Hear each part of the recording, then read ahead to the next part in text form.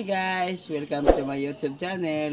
So guys, ang gagawin po namin ngayon ay ipapakita po namin sa inyo ang aming mga tinanim na gulay na bagong-bago pa lang at maliit pa. Tara na!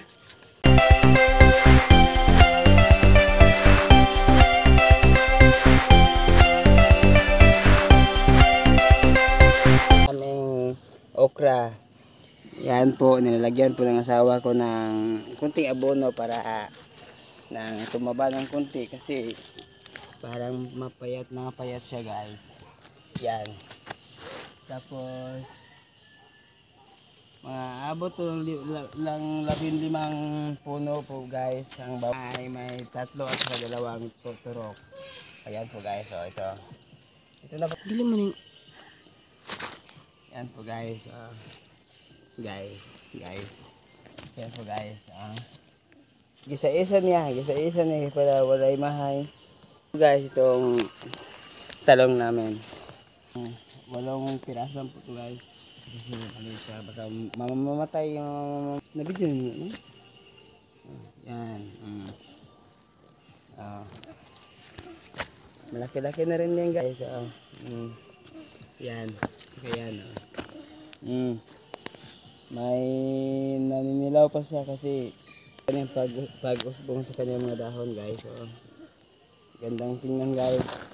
Yan po ang mga next naman, alugbate. Ito alugbate namin guys. Bago pa lang ito.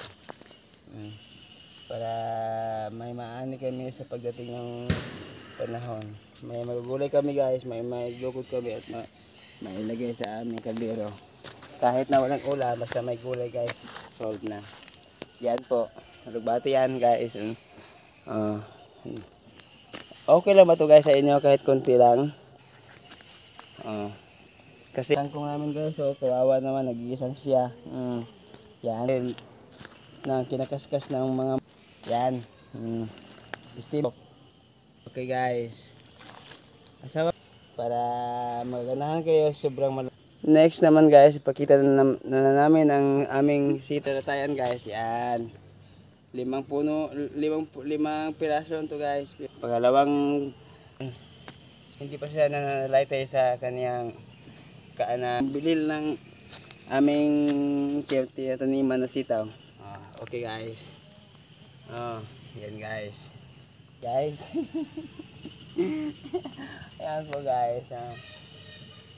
Yan guys. Okay. Guys.